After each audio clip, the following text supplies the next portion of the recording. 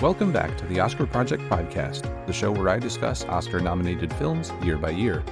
I am your host, Jonathan Eichelberg, and today I'm bringing you an interview with Luke Salewski, director of the short film The Lights Above, which was selected as a finalist for the 2024 Student Academy Awards. Before I jump into the interview, please be sure to subscribe to the show in your podcast player so you can get all the newest episodes as soon as they are released. If you like the interview and want to hear more, please consider leaving a rating and review in Apple Podcasts or Spotify. Luke Salewski is a Los Angeles-based writer and director, inspired by fiction and nonfiction stories of risk, adventure, and finding hope in the midst of darkness. He has produced and edited unscripted content for Animal Planet, National Geographic, and others, and he recently graduated with an MFA from the University of Southern California School of Cinematic Arts.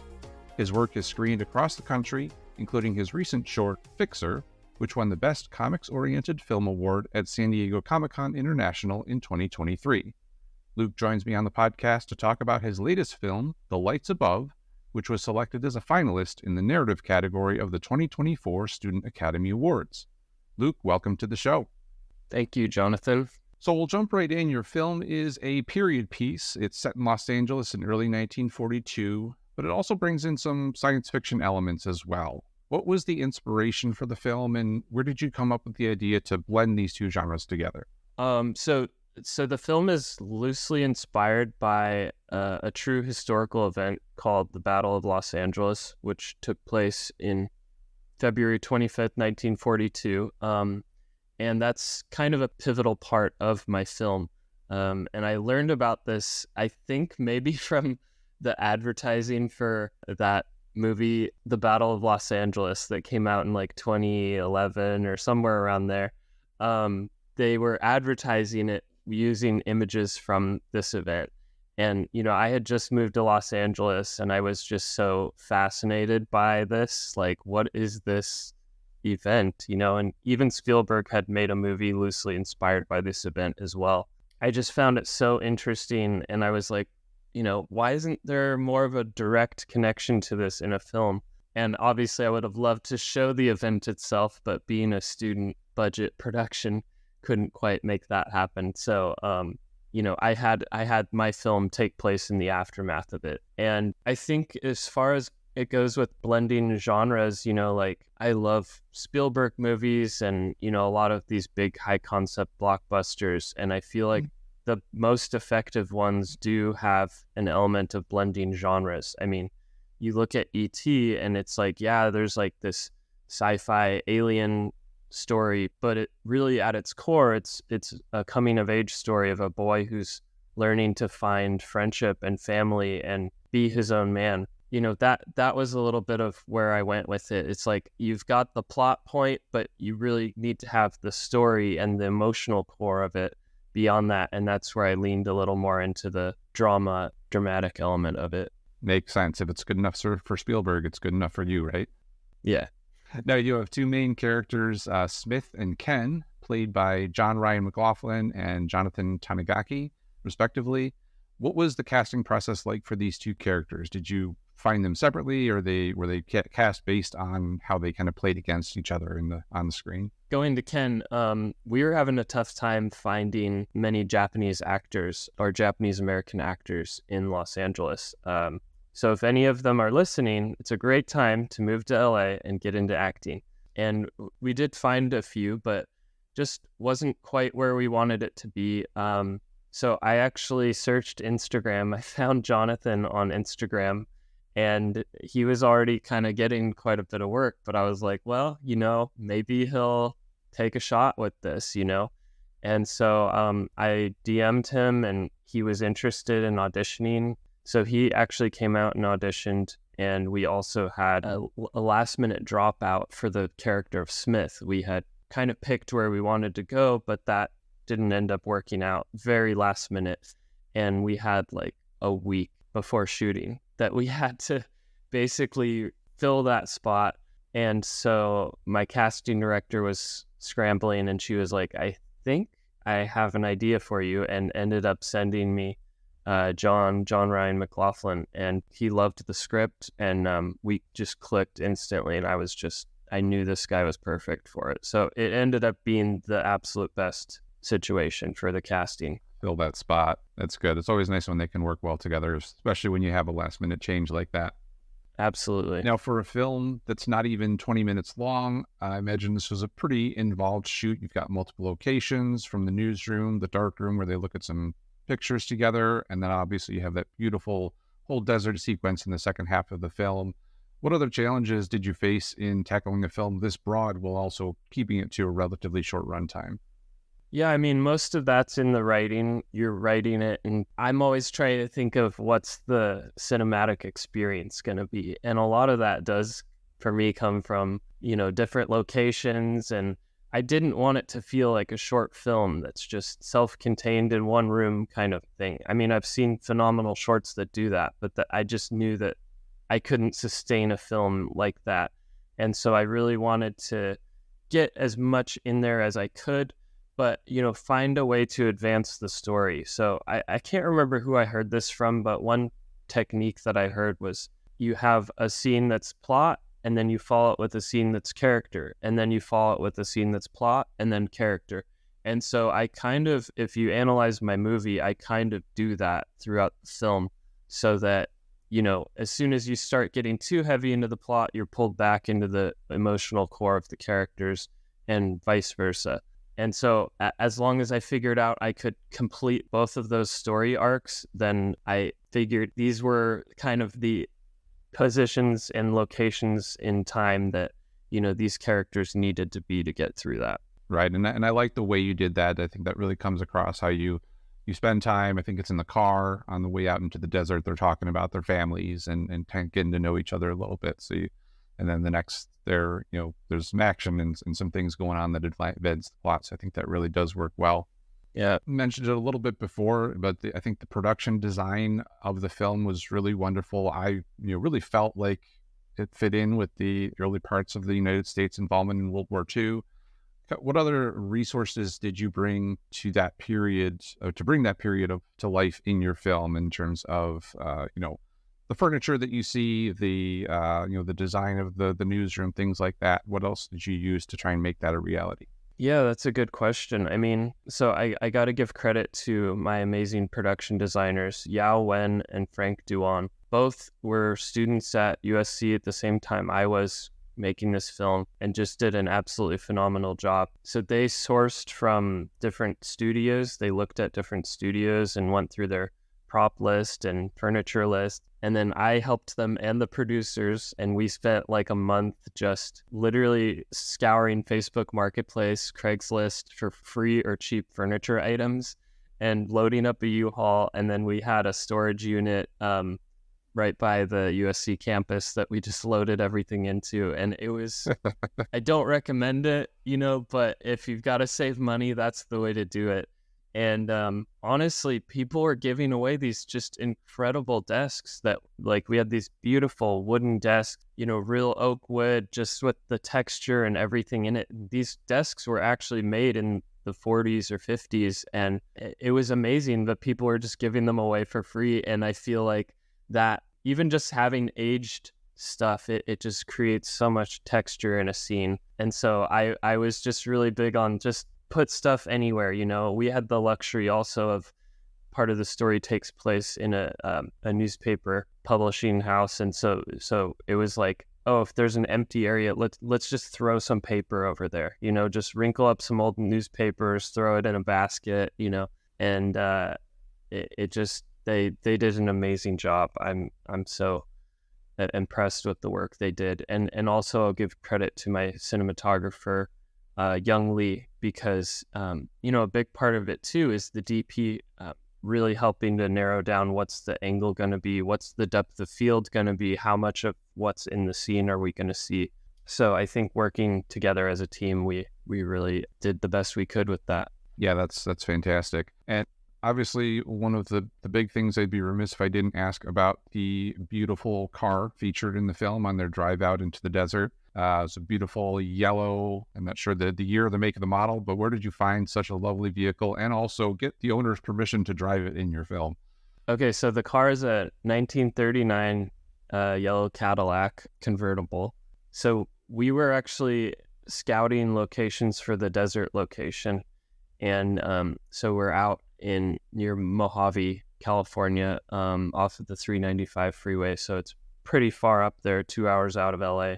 We're looking around, we're like, we love this spot. And the owner was there, and we're like, hey, do you happen to know anyone in the area with any like old cars? And he's like, what do you mean old cars? And we're like, like from like the 30s or 40s. And he's like, well, I do. And we're like, what do you mean? He was like, yeah, I'm a car collector. I have like 50 cars or something from the early 1900s. So we're like, what?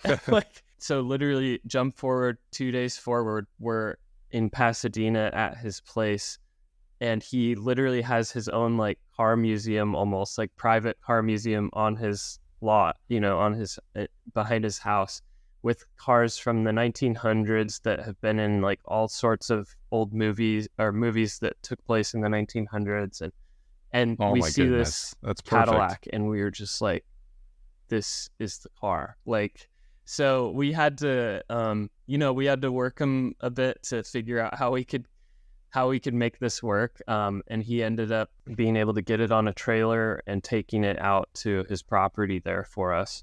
And then, and he got a flat tire on the way on the trailer, and just the car came late. And so actually the beginning of production was a little bit scary because we almost completely lost our first day of shooting because of some of these mishaps and whatever. But yeah, he got it out there. And then, one thing that actually a lot of people haven't picked up on is all of our driving footage, or at least the interior, is all VFX. And I had the most amazing VFX artist lead on it. It's a good friend of mine, Bill Parker. He's 3-time Emmy nominated VFX artist, and he did such an incredible job just putting that together. So I feel like that helped a lot with us, selling the car scene on the guy, just being like, hey, we're actually not going to have him driving it, So all of the exterior scenes where it's being driven are by the owner. The owner was driving it. And that way we didn't have to worry about a lot of the, legal insurance issues and all of that other stuff. So, yeah. That's fantastic. And I would have never known that those were VFX shots. I certainly thought that those interior shots were filmed on the move. So that's fantastic. So obviously you're a Student Academy Award finalist. So congratulations on that. Are there any upcoming festivals or other screenings that people can check out the film? Yeah, I'm headed to Vermont right now for the Middlebury New Filmmakers Festival. I'm guessing by the time this episode airs, that'll be past. But, really excited for the New England premiere there. And then, we have quite a few other festivals that we're just waiting on to hear back from. So nothing else in the pipeline yet, but I am expecting many more, at least in the LA area, to be playing it. So hopefully in the next few months, and if we do win an award at the Student Academy Awards, I believe they will be playing the film there at the event. So we're hoping for that as well. Fingers crossed for sure. Now, I have a couple of questions not specifically related to the film, but before I move on, is there anything else you want to touch on about The Lights Above? Yeah, I mean, not specifically, but just, it was so much fun to make this film. I know a lot of people say that. That's like the typical press junket thing. Oh, we had the best time making this film. But honestly, like, our team was so cool, and I mean, I really try to make sure that I only have people on set that are not only talented, but decent people to work with. And I think that's important in our industry is, our industry's gotten a bad rap of different people that are not the best people. And we want everyone to feel safe and comfortable on our sets. And to, I think that when people are having a good time, they are able to do their best work. They're able to not worry about these externalities. I'm really proud of my team. And one other thing I'll say too is just, I think a goal for me in this film was focusing on making a movie that an audience could love, like that an audience could see in a theater and feel like, yes, this belongs in a theater. This needs to be experienced in a theater. And that when the film ends, that they would want more and that they would feel like they were taken on a journey and an experience. And, I'm a moviegoer, I'm an audience member, and I know that feeling. I know that feeling when I get that from a movie. And that was my goal with this movie. Is like, I want to make it for other people. This isn't just for me to like satisfy my own need. It's, we make films to be enjoyed, to be experienced. So that was a big goal for me. Excellent. Well, I look forward to the day where I can get to see it on a big screen, because I think it definitely deserves to be seen there. Now, this might be the hardest question I ask, but if you had to pick your top 3 films of all time, what would they be? That is tough. So I feel like in film school, I was a little embarrassed to answer this because it's like very generic films. But I absolutely love Return of the Jedi, Star Wars Episode 6. And I also absolutely love Jurassic Park and Lord of the Rings, The Two Towers. Those would be my top 3 if I had to pick them. Perfect. There's nothing wrong with picking big blockbusters. Those are some great movies. Now, if you could invite any 3 movie characters to your next dinner party, who would they be and why? Wow, characters. I'm gonna go with, well, since I'm thinking of Jurassic Park, like Ian Malcolm, played by Jeff Goldblum. He's so funny. I think he would, and like there is a dinner scene with him in that movie that he would be amazing. I would love to have, who else? I don't know. I'm blanking on others. I'm going to stick with him for now. I would love it. I feel like we could talk the whole time. Just a one-on-one with Ian Malcolm. I like it. And do you have any books that you could recommend that you've read recently? They could be fiction or nonfiction and don't necessarily have to be related to movies. Yeah.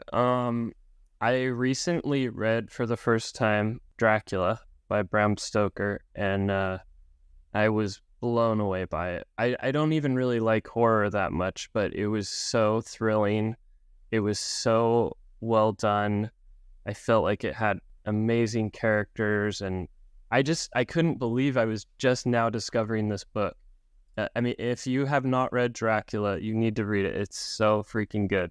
Man, what else? I've been trying to go through more classics. I am reading through the Dune novels. I've read the first one many times, but I haven't gone further till now. So I'm on Children of Dune now and really enjoying that. I would say if you're interested in screenwriting, anything by John Truby. I'm like obsessed with his work right now, and just his way of analyzing a story. I feel like it's helped me so much when I'm crafting my stories and writing my scripts. So any books by John Truby. Excellent. Well, we'll put some links to those in the show notes. And lastly, before we wrap things up, do you have any other projects that you have lined up going forward beyond this film? And also, where can people follow you on social media to keep tabs on the festivals and everything else that you're working through? Yeah, so I have 2 other films actually in the festival circuit right now. They're both shorts. One is called Jimmy. It follows Jimmy Stewart when he returns to Hollywood from World War II. And it's kind of just a one day in his life and him sort of trying to figure out how to get back into Hollywood and how to come back from what he'd just experienced for the last few years. And then I have another film called Audio Description, which features a blind man who begins to hear and interact with the audio describer for his film. So it's a very like meta, high concept comedy. And we actually won Best Film for that at the Easter Seals Disability Film Challenge, and just played it last week at Holly Shorts, and have a bunch more festivals coming up with that one. So if you follow me on Instagram at Luke J. Salewski, that's LukeJSalewski, I am on there quite a bit posting updates, and you can see my films through there. Fantastic. Well, we'll put a link to that as well so people can follow you and keep tabs on what you're working on. Awesome. Well, Luke, thank you so much for taking the time to speak with me today. I really appreciate you sharing your film and like getting to hear some of the stories about the making of the film. Yeah, thank you so much for your time, Jonathan. Really enjoyed this. Thank you again to my guest today, Luke Salewski. His short film, The Lights Above, was selected as a finalist for the 2024 Student Academy Awards. The Oscar Project podcast is written and produced by me, Jonathan Eacherberg, with editing assistance from Joshua Eacherberg. Please be sure to come back for my next episode, where I'll be speaking with Roger Torres, director of the short film Irma. Until then, I hope to see you at the movies.